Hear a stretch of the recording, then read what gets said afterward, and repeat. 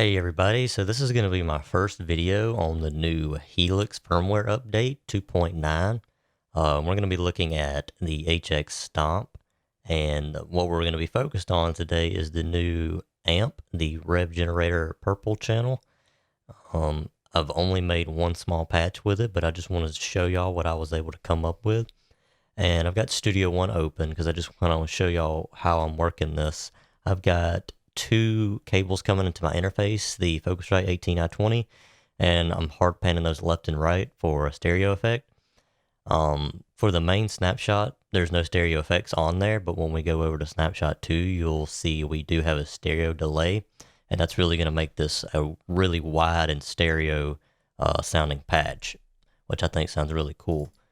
So the first thing I want to show y'all is hopping over to HX Edit, and I do have input gate on. It's set to -52 with a 500 millisecond delay. I'm pretty sure that's almost standard how it pops up, but here's with it on and off. So we're just going to keep that on throughout. My first block is the Tone Sovereign Overdrive. I really like this overdrive. I put the Scream 808 on there, but it just wasn't giving me the grit that I was wanting, and I found that this overdrive, nobody really seems to use it that much, but I don't know, I've got it set up and it just growls. So the main purpose of this video is to focus on the Revv Gen Purple, which is the new amp for 2.9, and just to show you kind of what we're working with. I'm going to give you a little bit of sound snippet to see if you're interested in making this patch, and we'll continue on, and I'll show you the settings. I'm using a Fender Deluxe Tele, and it's in drop D, so it's not going to be anything metal heavy, but I do have another patch that I've slightly tweaked for my LTD, which is in drop C, if anybody's interested in that. All right, here's a little sound snippet.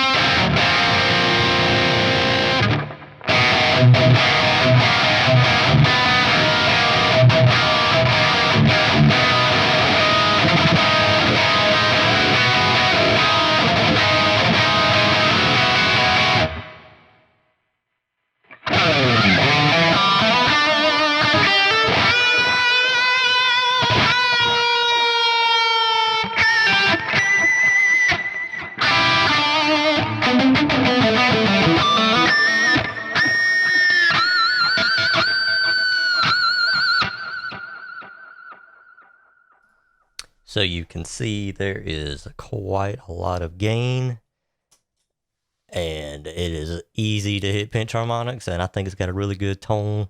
It's definitely my favorite amp in the Helix right now, and I even A-beat it with the old red channel on the Revv and the Friedman and some of the other patches I've had, the Mesas, and this one is just, it's killer.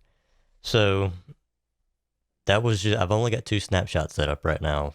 So it's basically a rhythm with slight reverb and then the lead with the delay. So and a disclaimer before we even get there, this is using an IR. You could use a stock cabinet, probably the 412 with the V30s to get similar results, but I'm using a ML SoundLab IR, and I just think it sounds great. So, but we'll get there in a second. So the Tone Sovereign, I'm only using these as boost. So you'll see that gain 1 is 0, presence 1 is 0, clipping is set to a boost, the gain mod 1 is set to higher, the level 1 is set to 8.5, gain 2 is set to 0, tone 2 is set to 7.1, presence 2 is 0, clipping 2, boost. The gain mod 2 is on higher, and level 2 is on 7.4, and we're running it at the 18 voltage.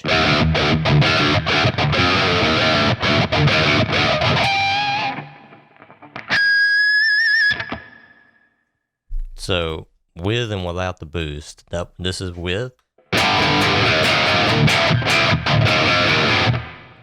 without.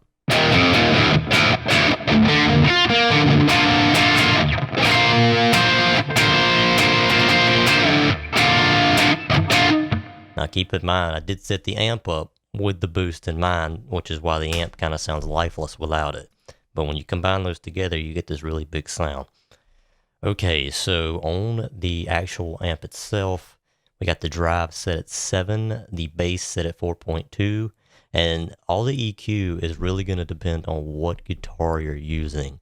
So the Tele is obviously very bright than my LTD is. So I've had to tweak the EQ according to that because this has single coils and that has Seymour Duncans in it. So got the bass on 4.2, the mid on 5.5, the treble on 7.2, the presence on 5, the channel volume's up on 10, master at 6.5, and I've noticed with the master, it does affect the sound. It doesn't just make it louder, and that's representative of what a real amp does. When you turn the master up, it affects the overall tone of the tube saturation, everything. So I found 6.5 to be the sweet spot for this guitar and this setup. Got the resonance on 4.1. You really need to be careful with this one. This is basically like the low end build up. It's a little bit different than the bass, but 4.1's still got that grit. You can hear the growl.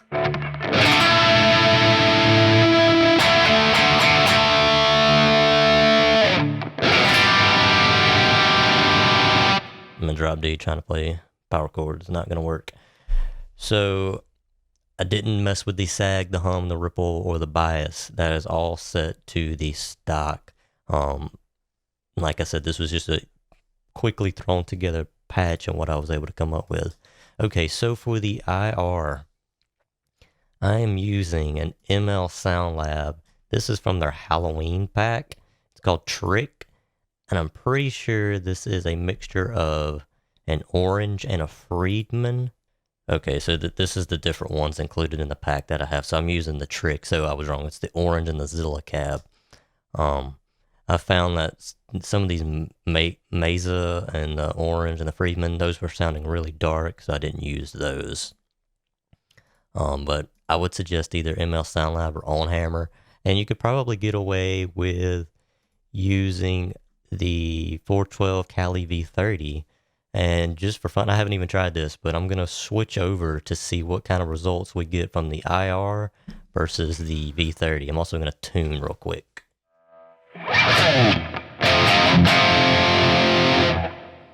So what I'm gonna do is I'm not gonna delete that. I'm just gonna put a cab block. Well, no, we're out of DSP. So I'm gonna delete the IR. I haven't even done anything to it. I've just got it on -12. And we're going to put in the cab block to see what we can do.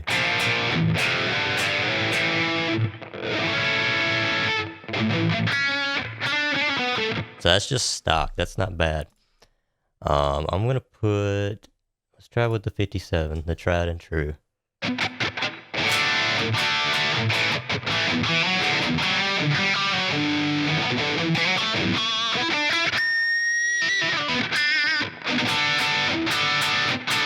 That's not bad. That's pretty good, actually. Give me some level here.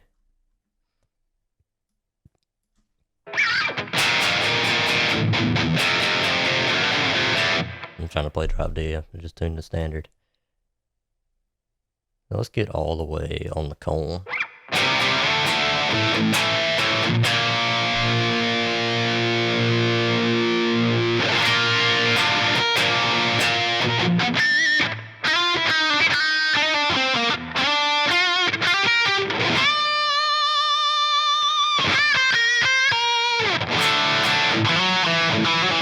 So this sounds very comparable to what I was just using on the IR. Let's try a 421.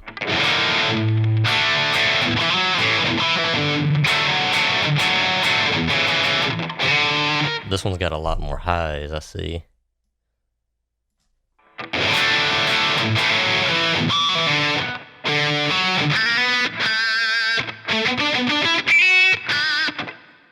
That's not too bad either. This does have a little bit more highs than the 57 did.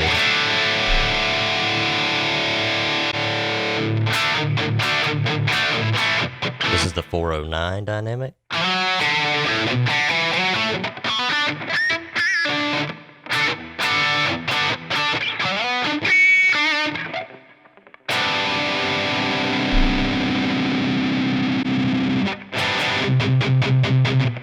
one's got way too many lows. Let's go back to the 421 and try to A-B that with the 57. We're going to put the distance on, we're going to keep it right there. We'll stop. Okay, down to 1.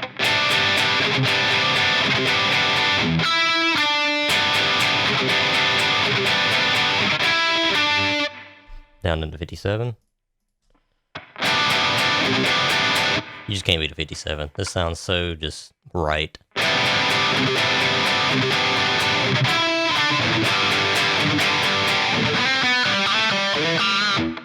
All right. Remember that sound.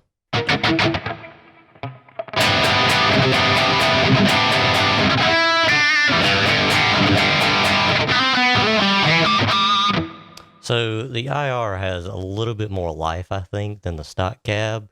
But I mean, in a mix, you're not going to tell the difference in that. So my suggestion is, obviously, most of you probably are not going to have this IR. If you have other IRs, you can try those. But if you just want to use the stock cab, I would recommend the V12 Cali, or the 412 Cali V30 with a 57, and you're going to get a very similar tone.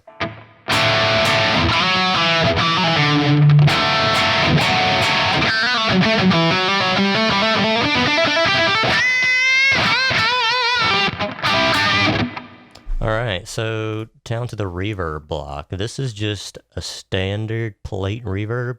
Nothing crazy going on here. Here's without it.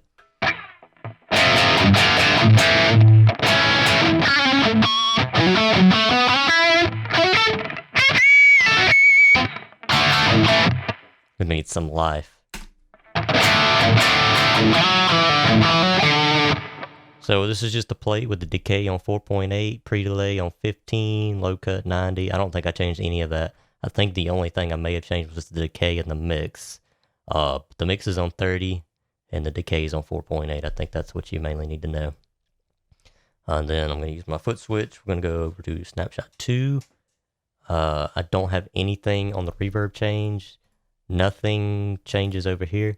If you wanted to make it cut a little bit better, you could change probably the tone on the tone sovereign when you do a snapshot for leads, or you could do that on the amp. You just go in here and set what you want to change and then set it to a snapshot. But for this snapshot, we enable the transistor tape delay. This is a stereo delay. So the note sync is on quarter, feedback 58%, wow and flutter up to 10, the scale 100, spread 10, mix is 40, levels on 0, and we got on 3 plus 3.2 dB have headroom. I should probably turn the trails on for that too. So this is with the delay, actually without the delay, which is basically just snapshot 1.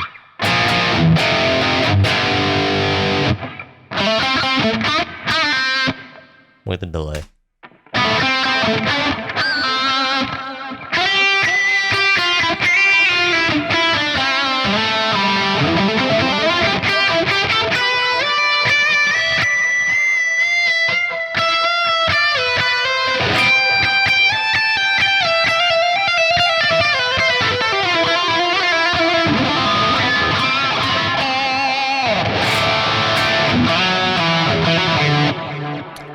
If you're listening on your phone, you're probably not hearing the stereo spread from this delay. But if you listen to monitors or headphones, you're definitely probably going to hear that stereo spread that the delay is doing.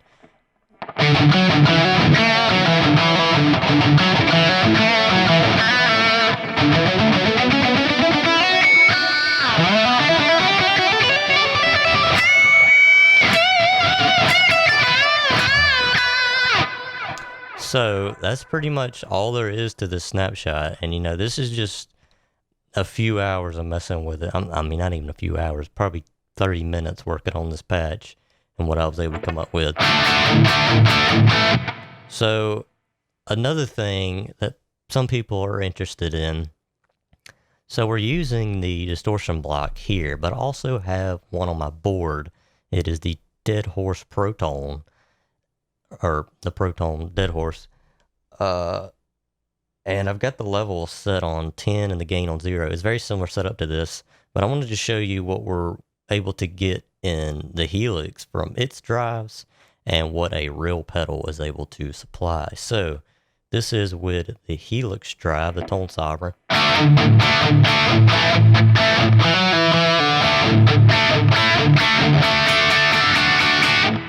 All right, I'm going to turn that off, and we're going to turn on the drive on the board.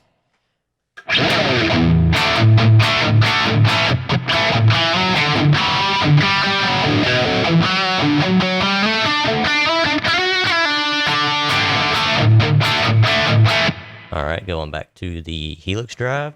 Gonna turn this off.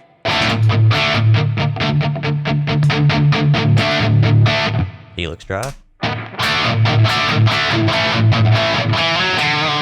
Honestly, I know this is crazy to say, but the Helix drive, I think, has just a little bit more character than my Proton is able to do, which I think is wild because this one's digital and that's a real, analog circuit pedal.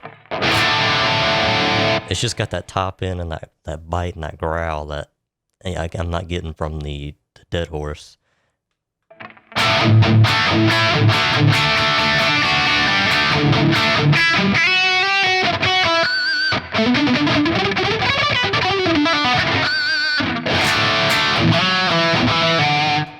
Alright, so that's it, and I'm probably going to be making some more videos like this, talking about, just some different stuff that I've got going on. One patch that I'm really proud of, and this has nothing to do with the 2.9, I just want to show y'all real quick, but this is a matchless amp. It's got an IR and a cab on it, and some stereo reverbs. But listen to this thing sounds incredible.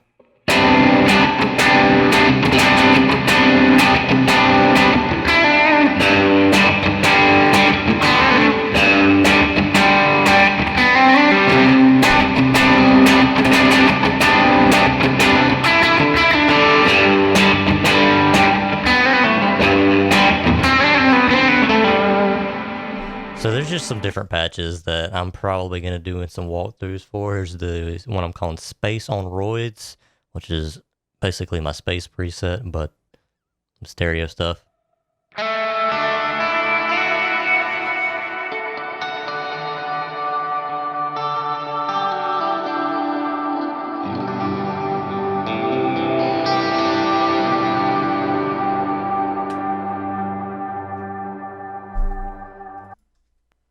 This is just the regular space. This one does not have stereo.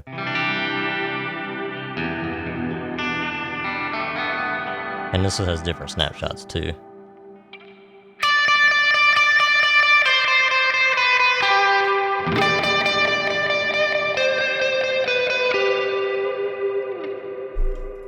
Fender Deluxe patch. This was specifically made for this telly for whatever.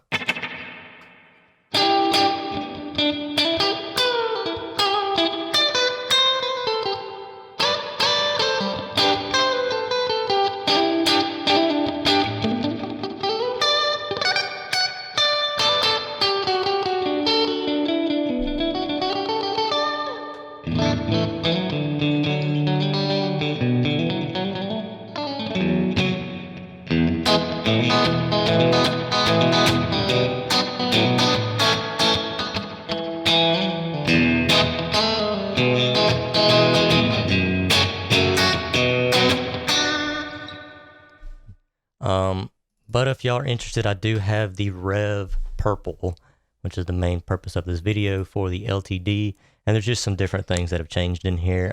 You'll see the tones are higher. It's a pretty dark guitar. I'm not sure what all changed in here. But I did tweak everything. I know that the reverb changed some. But if y'all are interested in that for a more heavier sounding metal guitar, I can walk through this one as well. Let me know in the comments. Thank y'all for watching, and be looking for more of these, so go ahead and subscribe, and we'll be back with more Helix content. Thank you.